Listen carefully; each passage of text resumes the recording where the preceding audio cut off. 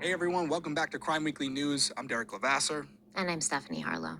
and today's case has not been getting a lot of mainstream media attention and is mostly being discussed on social media. So we wanted to talk about it here and use our platform to raise awareness and hopefully get Amari's story out there so that people are aware this is happening and it doesn't just slip through the cracks.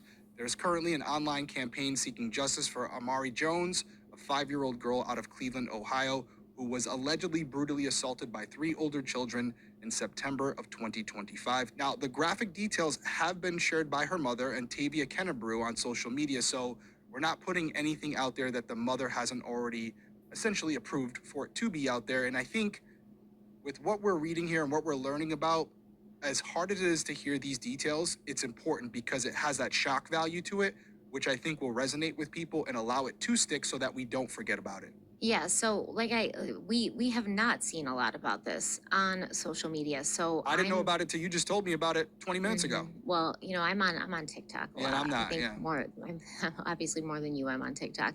And so these developing true crime stories, they're coming to my attention pretty quickly while they're developing. This one absolutely it stunned me. It had me just completely speechless. I was disgusted, horrified.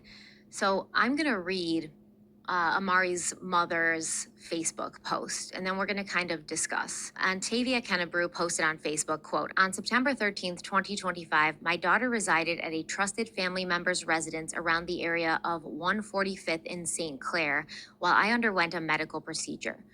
While she was away, I got a phone call from my family member stating that my daughter walked out of her house and she couldn't find her anywhere and that the authorities were contacted. I immediately was filled in panic. I rushed out of my house and arrived to the scene.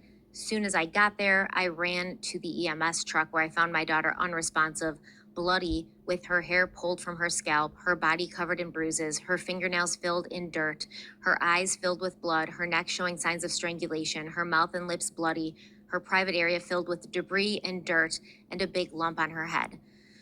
I couldn't believe what I saw in front of me. My daughter did not look like herself. She was traumatized. She was shaken up. A group of bigger kids around ages 8, 9, and 10 walked up to my daughter, presenting themselves as friends, took her by the hand, and walked her to a field that was far away from the residence. In that field, they beat my daughter until she was unconscious. They ripped out her hair. They held my daughter down as they raped her. They also shoved sticks down her throat and down her private area. They stripped her naked and strangled her with her own shirt. One of the children then proceeded to take out his private area and leave her covered in their urine. They beat her and penetrated her until she was unconscious and unresponsive. One of the three kids ingratiated their teeth on my baby's bottom area to hold her still as they sexually assaulted her. The kids then left her where she was, not telling no adults, thinking they succeeded in killing her, and they continued playing. My family member, as she was looking for my daughter, saw two of the three children that lives on her street that she had not knew at the time harmed my daughter and walked up to them and asked if they saw a little girl. They just stared at her with no remorse and told her no and continued playing, knowing what they had just done to my daughter as my family member went back to her house, waiting on the authorities. Them same kids who she had questioned came to her with their mother saying they know where my daughter is. Them same two kids that stated they did not know where my daughter was, now with their mother, took my family member to where my daughter was found in that field, naked, brutally being penetrated and unresponsive. Her clothes, her hair, and later found her shoes was scattered all around the field. My cousin, panicked, placed my daughter in her vehicle, rushed her back to the house, and continued waiting for the authorities to get there. My daughter is completely traumatized. I am completely traumatized. These kids broke my daughter's spirit. They took away her boundaries. They penetrated her and constantly beat her. I never wanted to get the media involved because I didn't want my daughter's trauma plastered everywhere when she has to constantly see what happened to her and what she has been through. And I also trusted that she was going to get the justice that she needed. I am bringing this to the media today because the authorities are failing my daughter. They are trying to tell me that two of the kids can't and won't be charged because they are 8 and 9 years old, even though they attempted to murder my baby and they raped her and beat her. They are saying legally these two boys cannot be charged. I need help and I need justice for my daughter. I have reached out to legal aid and the Cleveland Metropolitan Bar Association for legal help. I also reached out to Rape Crisis to get me a victim advocate that I was told can help me on the criminal justice side. I have been advocating for my daughter. I'm not getting any help. I also contacted the mayor of Cleveland, Ohio office to try and get help. I have not received any yet. I need you all to understand, if them two kids' mothers did not make them boys go back to my family member and let her know where my daughter was at, my baby wouldn't be found right now. My baby wouldn't be alive. They literally tried to kill my daughter. These are not normal kids themselves, and their parents need to be held accountable. My daughter is not the same. She is having behavioral problems. She is mentally not okay. I am mentally not okay. Me not getting justice for my daughter makes me feel like I failed her. She is saying suicidal things. She is breaking down. She hates talking about what happened to her, and I am breaking down with her. I have set her up with a therapist and also seeking one for myself. I cannot sleep. I can barely eat. I keep repeatedly seeing images of my baby in that field. She's only 5, and these horrific things has happened to her. Please help. Please look at this as if this was your own kid. This is not gossip. This is not a funny matter. This is not nothing to not take serious. This is our life. Please help us. There is way more graphic photos of my daughter when she looked way worse. I'm not comfortable posting.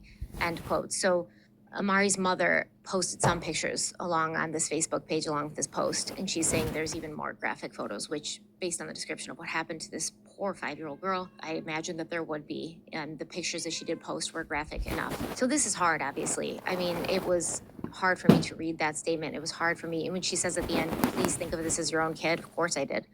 And even if I didn't think of it as my own kid, even if you don't have kids, you're still thinking about Amari as a 5-year-old little girl having these horrendous things happen to her. And it's just absolutely, it's demonic, it's evil. I don't know where we are at now in as a society where 3 kids can do this and do all of this in this what seems to be not a short encounter. Do all of this and not for a second have a crisis of conscience or say this isn't right, or we have to stop, or we have to tell someone, or we have to get her help, and then leave her there and go about your day playing like nothing happened.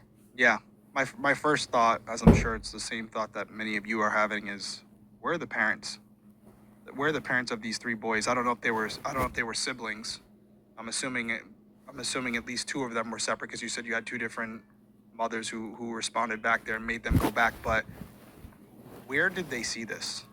This isn't something that you just are born knowing, right? So where did they see this type of behavior?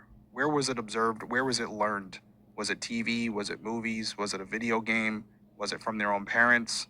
That's something that needs to be researched, not only for this case, but just in general, so we can obviously prevent it. We have to find out where they learned about these things and thought that in any world that it would be okay. That's my first thought. My second thought is law enforcement saying that the 8 and 9-year-old cannot be charged, but the 10-year-old can be charged. That doesn't make sense. Something is disconnecting. It's an Ohio thing. I looked it up, yeah. So it's the 10 years old is the threshold. Yeah, 10 years old. I mean, they're all going to be looked at as juveniles, regardless. That's what right? I'm not understanding. So I'm just going to go off Rhode Island law, because that's what I know.